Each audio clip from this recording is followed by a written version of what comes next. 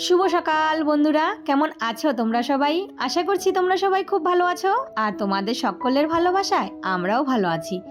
আজ হচ্ছে শুক্রবার আর এখন বাজে ঘড়ির কাঁটায় ওই সকাল 5:30 মতো। তবে চলো আজকের ভিডিওটা এখন থেকেই শুরু করছি। আশা করি ভিডিওটা তোমাদের ভালো লাগবে। তো বন্ধুরা, তোমাদের সকলের কাছে একটাই রিকোয়েস্ট, ভিডিওটা না স্কিপ করে না দেখে পুরো ভিডিওটা দেখো। আর আমার ভিডিওটা যদি ভালো লেগে থাকে তাহলে অবশ্যই একটা লাইক কমেন্ট শেয়ার করে দিও আর চ্যানেলটা সাবস্ক্রাইব করে আমার পাশে থেকো।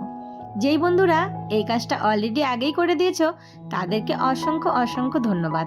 আর যারা এখনও করোনি অবশ্যই আমার চ্যানেলটা সাবস্ক্রাইব করে আমার পাশে থেকো।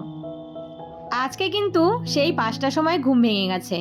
আর জানো তো, আমার ছেলে দুটো একটু দেরি করে ঘুম থেকে উঠে, তাই ওর বাবা কালকে মানে ছোট ছেলেকে বলেছে, তুই যদি ভোরবেলা ঘুম থেকে উঠিস তাহলে তোকে আমি মর্নিং ওয়াক করাতে নিয়ে যাব। এই জন্য ছেলে আমার সেই 5টার থেকে জাগনা। এই দেখো উঠে পড়েছে। ও উঠেই বলছে, বাবা তাড়াতাড়ি ওঠো, 5টা বেজে গেছে, চলো রাস্তায় চলো, মর্নিং ওয়াক করতে যাব। আর এইদিকে ওর বাবা বলছে, আর একটু শুয়ে থাক, আর একটু পরে যাব। এই করতে করতে এই যে 5:30 বেজে গেছে, সবাই মিলে উঠে পড়লাম। তো ওরা দুজন ব্রাশ টাশ করে তারপর এই যে ছেলে জুতো পরে বেরিয়ে গেল মর্নিং ওয়াক করতে। আর আমিও আমার সংসারের কাজগুলো মানে কাজ করতে লেগে পড়লাম। আমাকে তো আর বসে থাকলে হবে না। সকালবেলা একটু মর্নিং ওয়াক করলে না মাইন্ডটাও ফ্রেশ হয় আর মনে কাজেও এনার্জি পাওয়া যায়। তো আরও যদি সকালে ওঠা যেত তাহলে আমিও একটু হেঁটে আসতাম। যাই হোক, ওরা গেছে আর এইদিকে আমিও আমার কাজগুলো ঝটপট সেরে নিচ্ছি। সবাই যখন উঠে পড়েছে তাহলে আর বিছানাটা ফেলে রেখে লাভ নেই। বিছানাটা যতক্ষণ না না তোলা হয় ততক্ষণ কিন্তু ঘরের কাজগুলো যতই তুমি গুছিয়ে রাখো মনে হয় না যে ঘরের কাজ গুছিয়ে রেখেছো। এই যে বিছানাটা চলে আসলাম, এর মধ্যে কিন্তু আমার ব্রাশ করা হয়ে গেছে। আর ওই যে জল মানে প্রত্যেক দিন সকালে ব্রাশ করে আমি একটু জল খাই, সেটা আমার অভ্যাস হয়ে গেছে। আর কয়েকটা ছোলা আর বাদাম ভিজিয়ে রেখেছিলাম, ওটা হাজব্যান্ডও খায় আর আমিও খাই। তো আমি না আগে খেতাম না, হাজব্যান্ডের চক্করে পড়ে ও আমাকে রোজ জোর করে এখন খেতে বলে, তাই আমারও অভ্যাস হয়ে গেছে। তো চলো এখন বিছানা টিছানা তুলে চান করতে চলে যাব। যেমনি বলা অমনি করা। আর চলে আসলাম চান করে এই যে ছাদে জামা কাপড় মেলতে। তো কয়দিন থেকে ভালোই কিন্তু বৃষ্টি হচ্ছে, আজকেও না রাতে বৃষ্টি হয়েছে। দেখো ছাদে জল জমে আছে আর ছাদটা এত পরিমাণে শ্যাওলা পড়েছে। আর জানো তো, এই যে ফুল গাছগুলো লাগিয়েছি, ফুল গাছগুলো চারিপাশে জঙ্গলে ভরে গেছে। আর এই বর্ষার দিনে যতই পরিষ্কার করো আগাছা কিন্তু জন্ম নেয় বেশি করে। তো এই যে সাদা নীলকণ্ঠ ফুল গাছটা চারিদিকে জঙ্গলে ভরে গেছিল, তো সেটা আমি সেদিন বসে বসে পরিষ্কার করেছি। আর এত পিছলা হয়েছে না, ভয় লাগে পরিষ্কার করতে, কেননা গাছগুলো একদম সাইডে লাগানো, তো তবুও একদম কাটা গাছ হয়ে ভরে গেছিল। আর এখন দেখো কি সুন্দর গাছটা সবুজ হয়ে সাদা ফুল ফুটে আছে, দেখতে কি মিষ্টি লাগছে না বলো তো।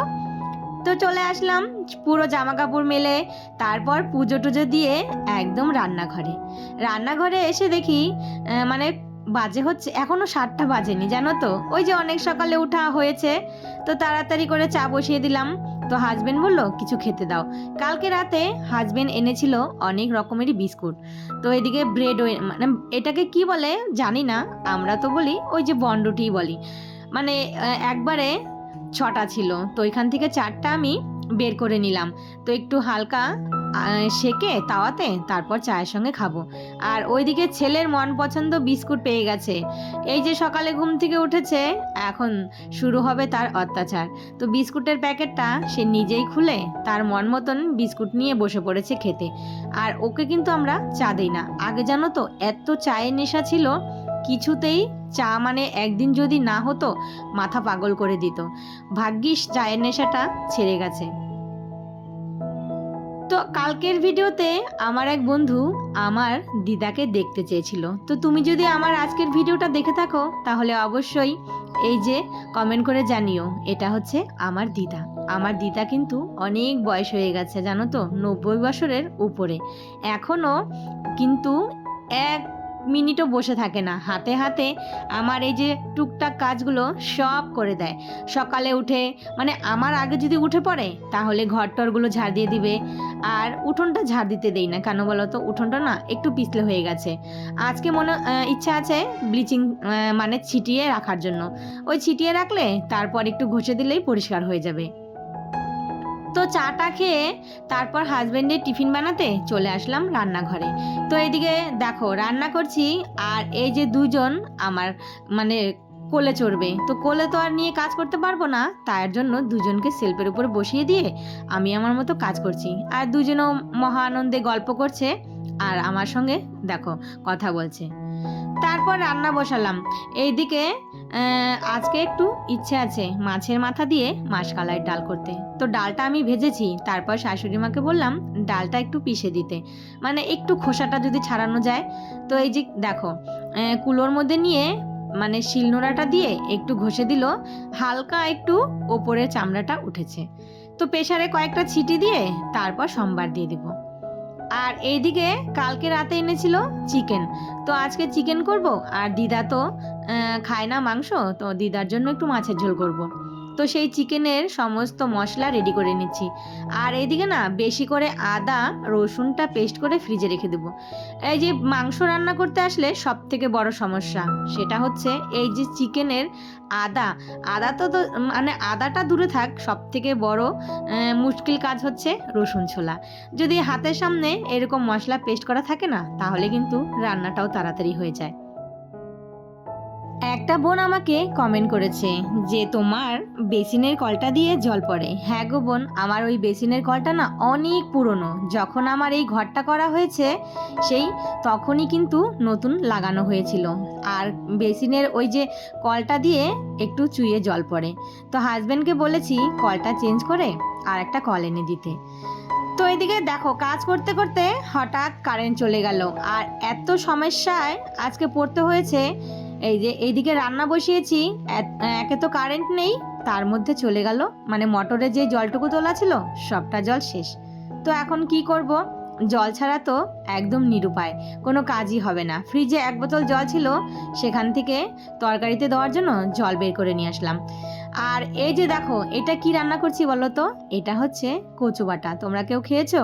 শোলা কচু হয় না, সেই কচুটাকে কুড়িয়ে নিয়ে কিন্তু রসুন দিয়ে বেটেছি, আর এত ভালো হয়েছে খেতে, মানে তোমরা যদি একটু টেস্ট করতে পারতে তাহলে নিশ্চয়ই বলতে।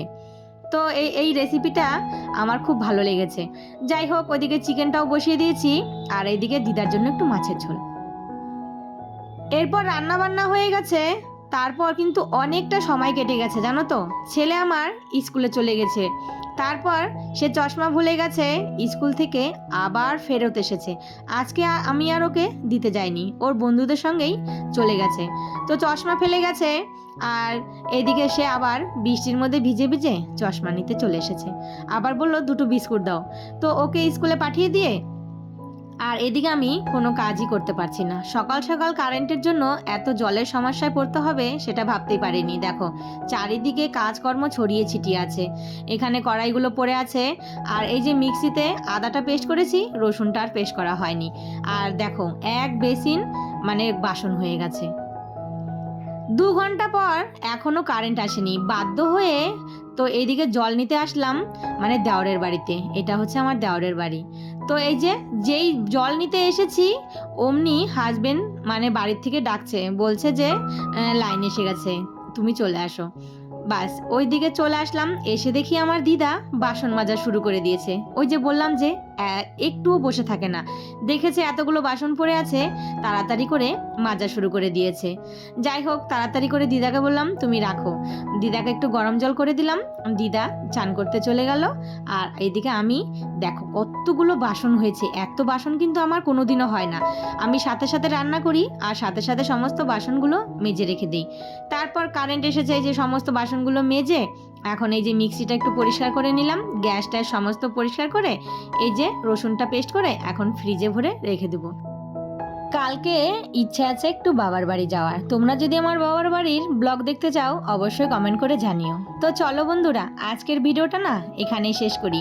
সবাই ভালো থেকো, সুস্থ থেকো, আর ভিডিওটা কেমন হয়েছে অবশ্যই একটা কমেন্ট করে জানিও। আবারও দেখা হবে নতুন কোনো ভিডিওর সাথে। ততক্ষণের জন্য টাটা।